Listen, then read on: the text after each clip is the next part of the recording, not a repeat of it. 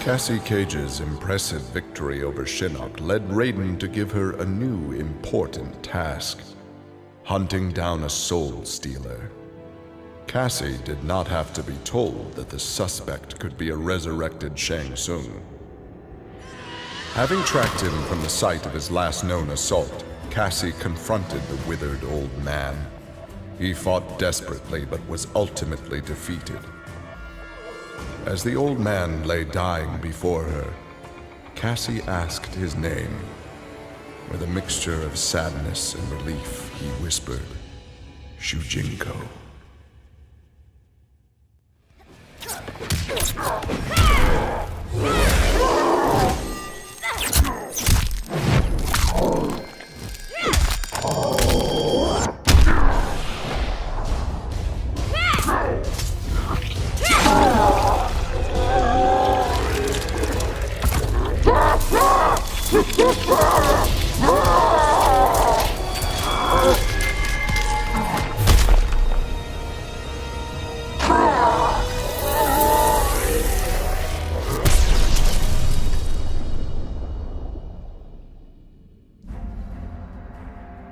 Devorah's ultimate plan was not to destroy Shinnok, but to enslave him. She implanted larvae, her young, in his body to gestate. Having consumed the godlike power of their immortal host, Devorah's offspring were unlike any Kaitin ever born. As they matured, they spread like locusts throughout the realms. Her army of Kaitin super drones brought glory to Devorah, their beloved queen, and destruction to all.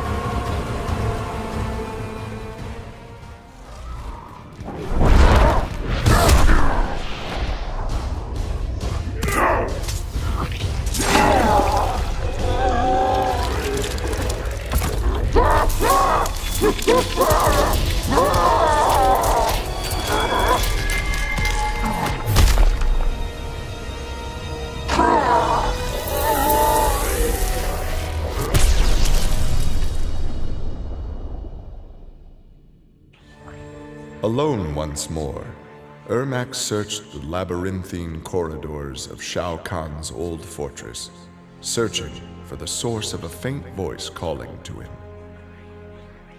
Suddenly, a wisp of dust brushed his chest, wrenching free one of his many souls.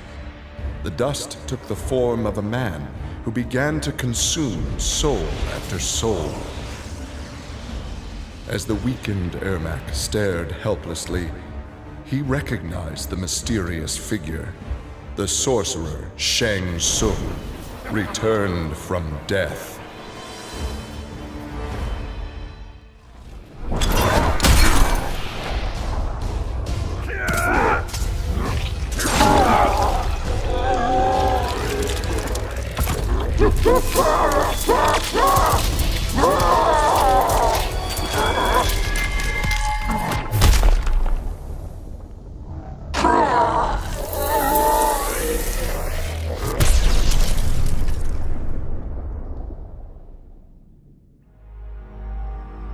Nearly 150 years ago, Erron Black had been hired by Shang Tsung to assassinate an Earthrealm warrior.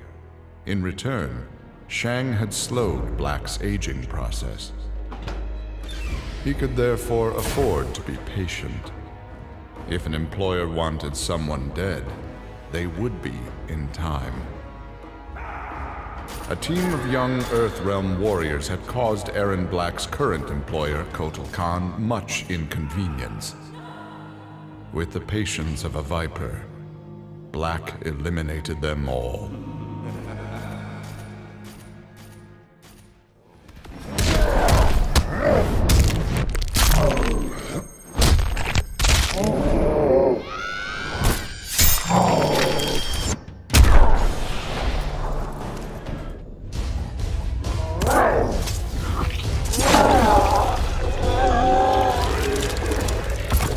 For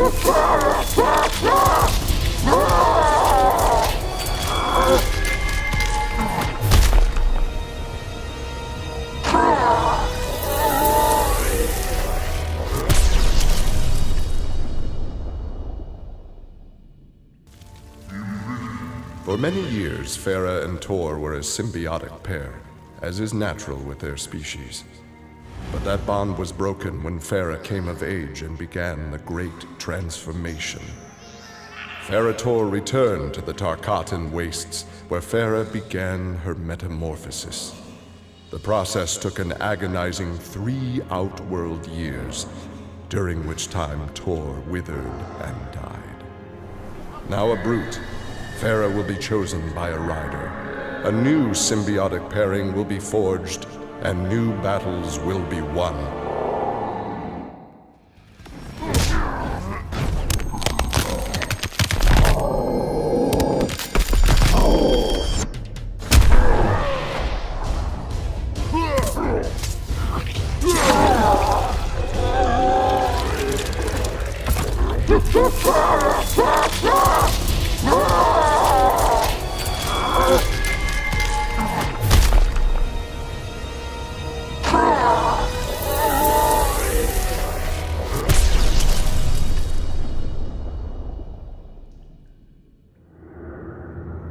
The Shokan had become outcasts for refusing to aid either side in the Outworld Civil War.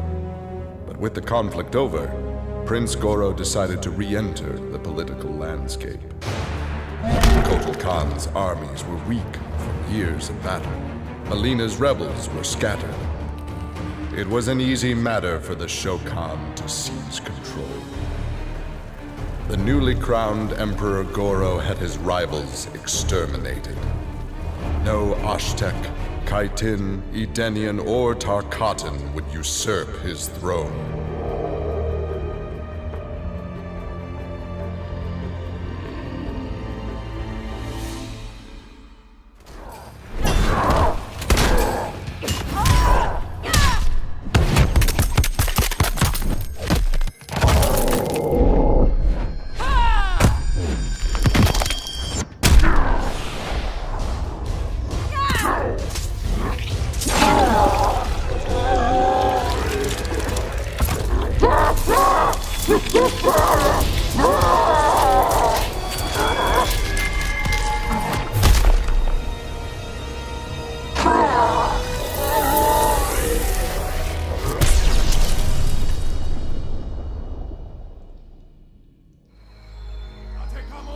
After his incursion into Earthrealm, Kotal Khan had become a prime target of Special Forces surveillance.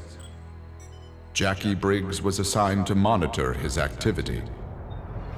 Jackie followed Kotal Khan to an equatorial jungle, where he entered a hidden pyramid. Inside, he retrieved a glowing crystal skull.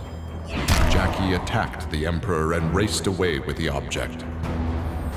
Jackie was praised for her work, but couldn't help thinking her interference was what Kotal Khan had wanted all along.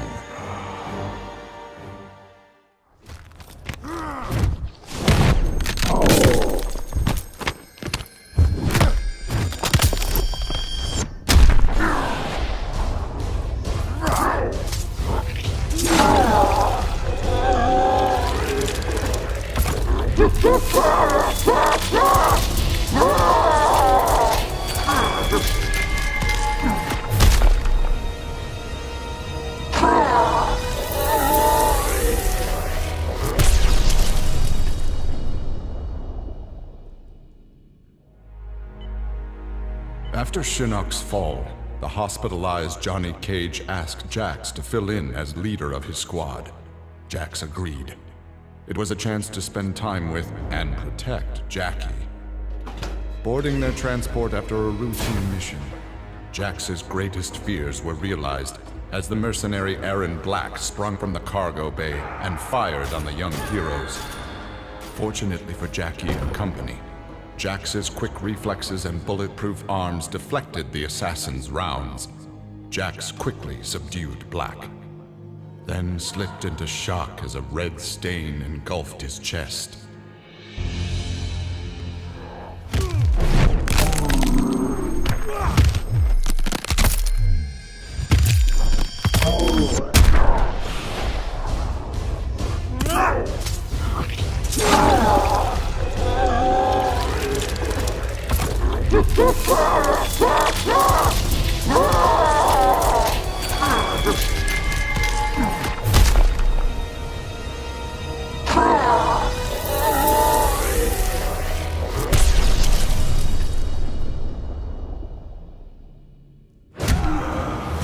Johnny Cage's life had turned out to be stranger than any science fiction film, but he knew the final scene was approaching.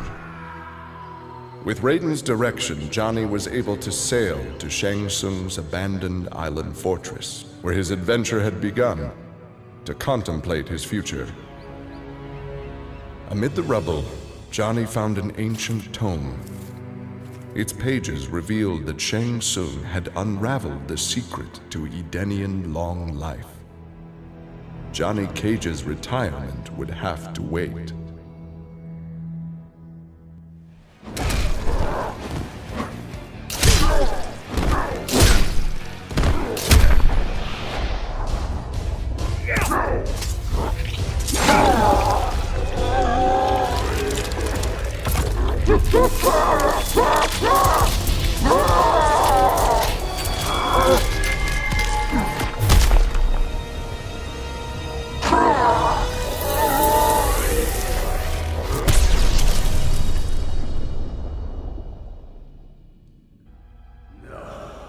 Kano had always been a survivor, but even he would one day succumb to fate. His ideals of ruthless terror would die with him, unless he could pass on his methods to a new generation. Combat, weapons, high-tech sabotage, torture, all would be part of the curriculum. But before his students could learn his techniques, Kano would beat the weakness out of them. They would understand, or die trying. Kano's first pupil? His own son. Class was now in session.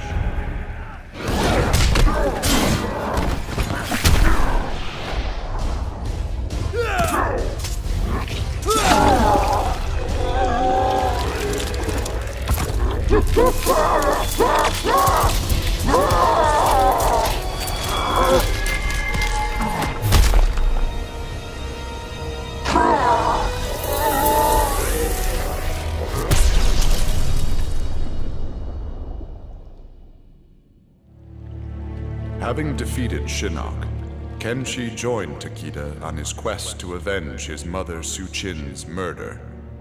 Their travels took them to a cave where he and Takeda freed a man, Taven, encased in a stalagmite. Kenshi told Taven that his brother, Dagon, was the founder of the Red Dragon Assassin Clan. Dagon had not only murdered Su-Chin, but his and Taven's parents as well. Together, Kenshi, Takeda, and Taven lay siege to the Red Dragon base. Dagon fell victim to Kenshi's rage. Su-Chin's murder had been avenged.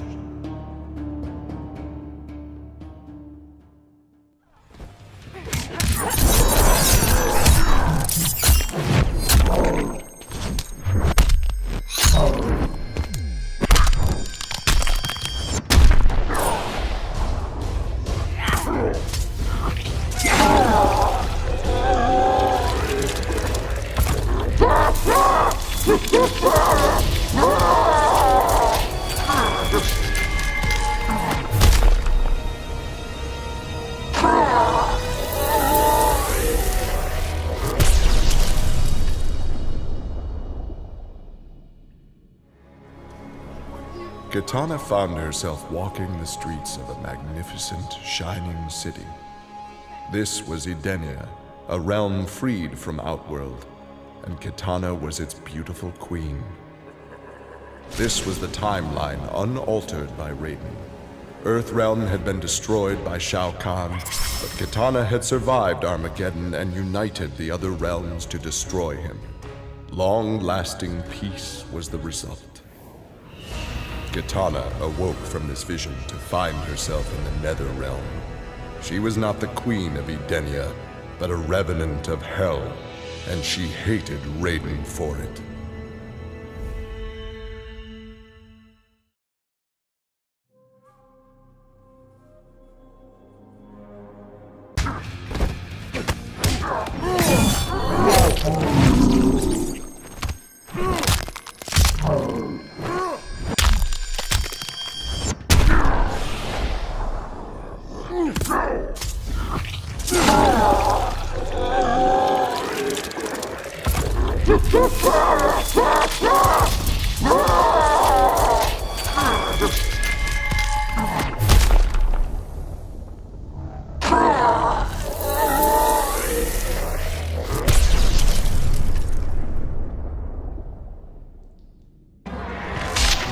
Kotal Khan returned to Outworld determined to rebuild his forces. But Raiden defeated him in a surprise attack and claimed dominion over Outworld. Desperate, the Emperor called upon the Elder Gods to aid in preserving his sovereignty. They granted his request, invoking the most sacred of contests. Now, once every decade, Kotal Khan must enlist his greatest defenders to face Raiden's challengers in mortal combat.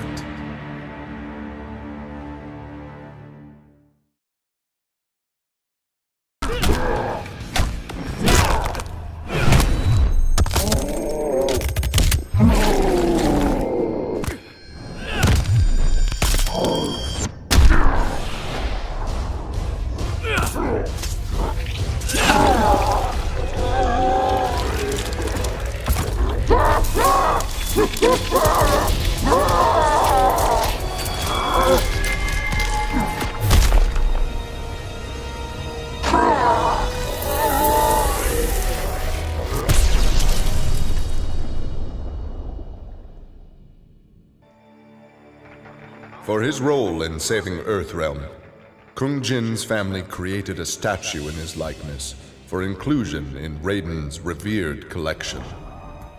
But Kung Jin's thoughts were with one no longer accepted by his family, Kung Lao. Kung Jin set out to locate his cousin and found him in the Nether Realm. Raiden believed Kung Lao's tortured soul was forever trapped without Quan Chi's magic to free him. But Kung Jin knew the Shaolin were stronger than any sorcerer's spell. He vowed to help Kung Lao fight off the evil that had remade him.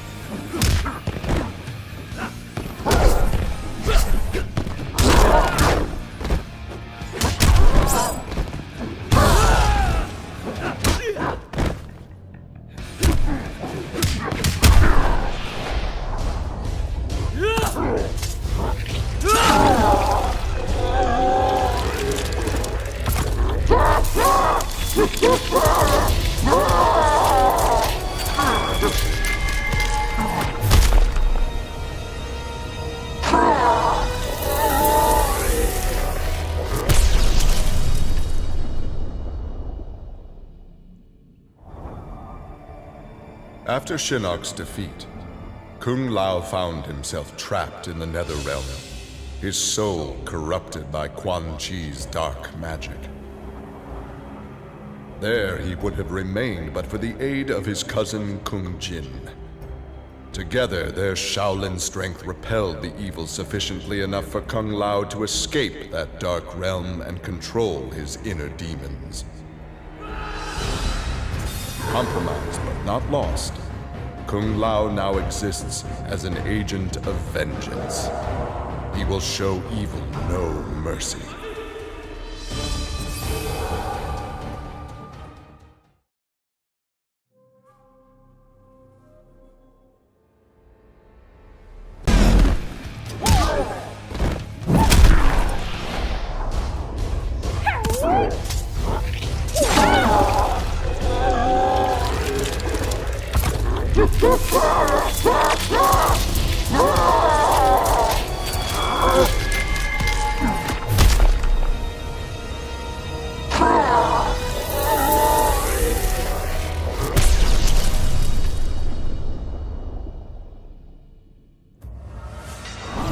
With Shinnok defeated, Liu Kang explored the Nether Realm.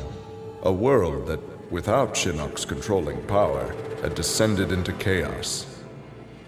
Liu Kang was no sorcerer or elder god, but his fighting skill was more than enough to beat Netherrealm's demons into submission. Liu Kang realized that Netherrealm was his for the taking, and that ruling appealed to him. He would assume Shinnok's throne and ponder the conquering of other realms.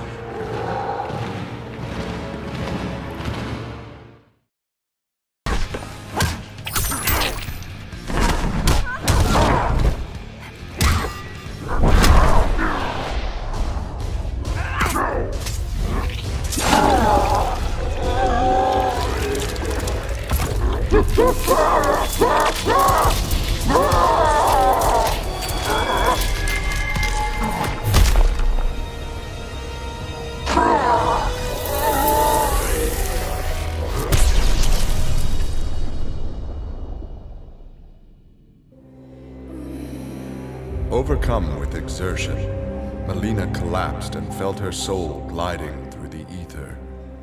She awoke in an incubation chamber. Nearby were countless others, each containing an exact copy of her. Melina found she could read each being's mind and they hers.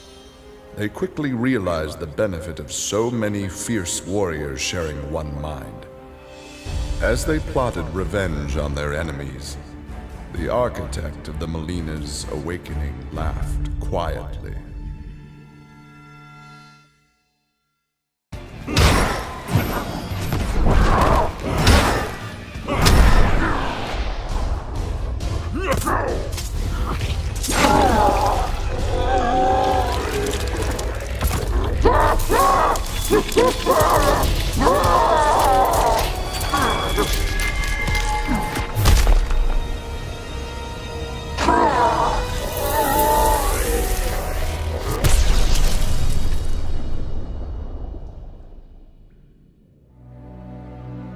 Quan Chi had long been a servant of Shinnok. His role in freeing him from imprisonment had not gone unnoticed by the Elder Gods. Shinnok was no longer a threat, but Quan Chi's actions had given rise to a new power. After much deliberation, the Elder Gods contrived a plan to rebalance this power before it grew further. Free will was burned from Quan Chi's soul and replaced with a single directive. He must kill Raiden.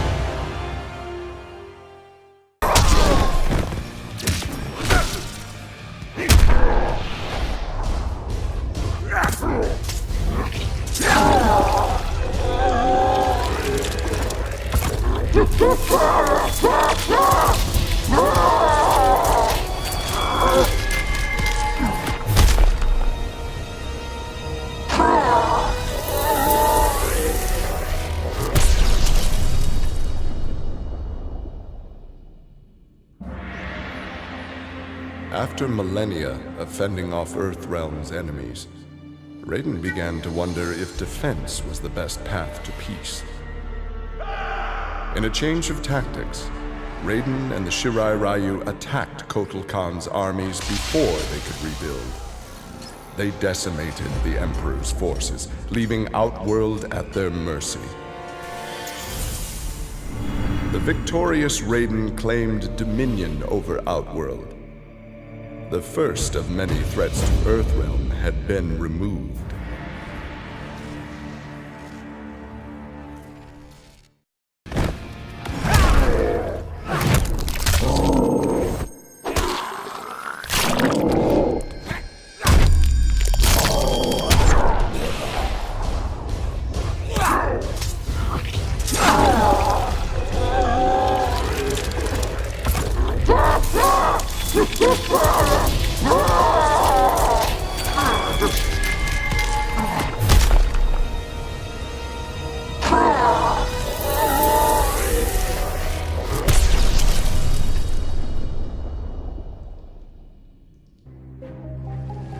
After Shinnok's defeat, Reptile was ordered to Earthrealm by Kotal Khan to assess the damage.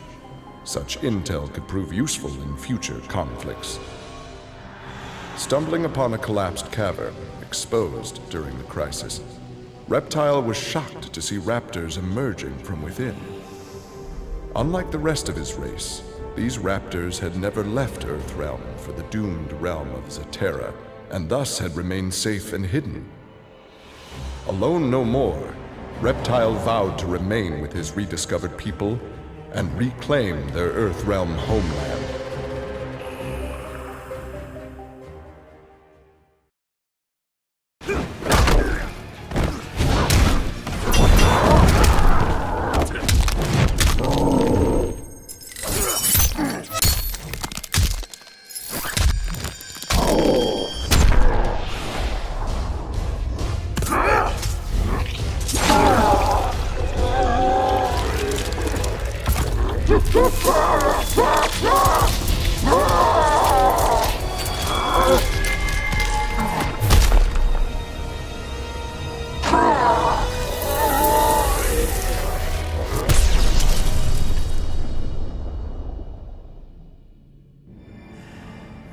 Remorse for his role in resurrecting Shinnok weighed heavily upon Scorpion's soul.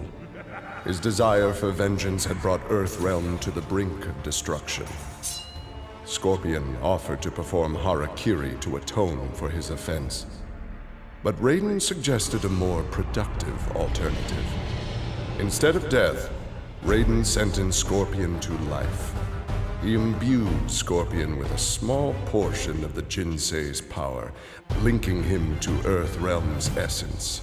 Scorpion and his Shirai Ryu clan would protect the Jinsei and Earthrealm forever.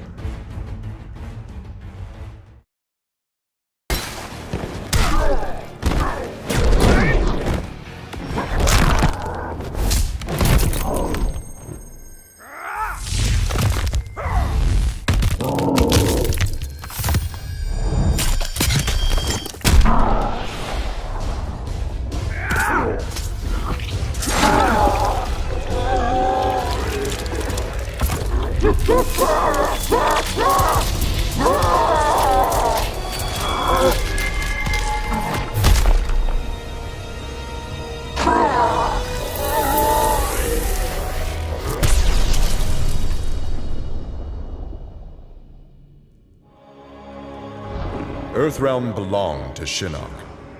It became the staging area from which he would finish his war on the Elder Gods, which began eons ago. The Elder Gods had lied to the denizens of the realms. They were not individual beings, but merely parts of a greater collective known as the One Being. Shinnok would merge the realms and awaken him. Whole once more, the One Being devoured the Elder Gods. Shinnok watched with satisfaction. This reality had finally come to an end.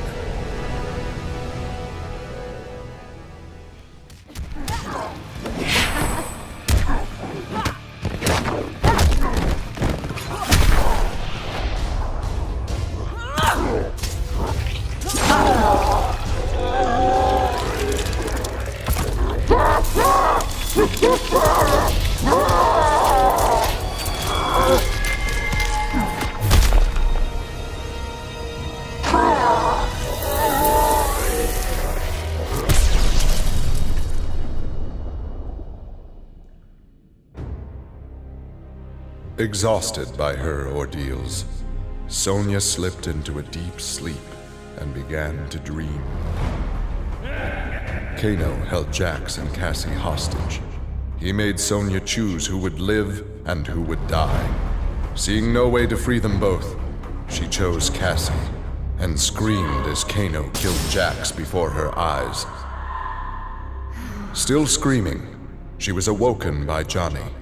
He had horrific news. Jax was dead by an assassin's bullet.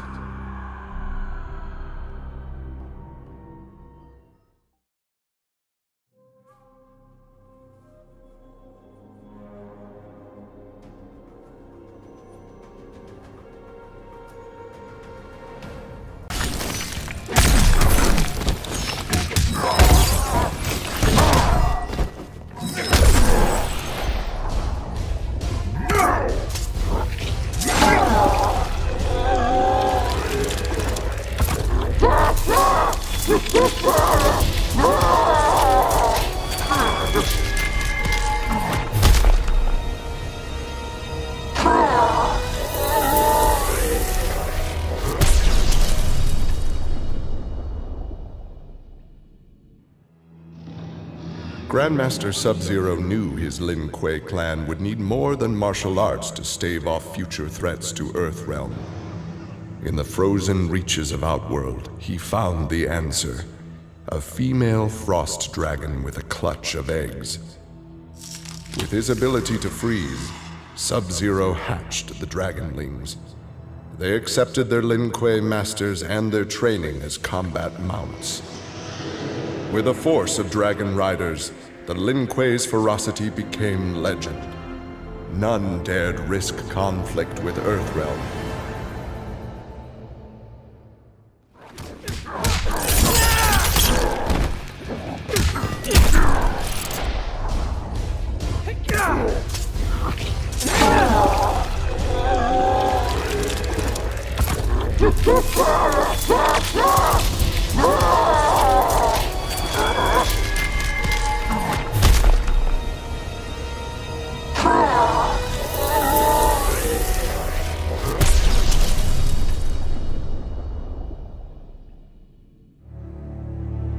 With Shinnok defeated, Takeda and his father set out to find his mother's killer, a member of the Red Dragon clan.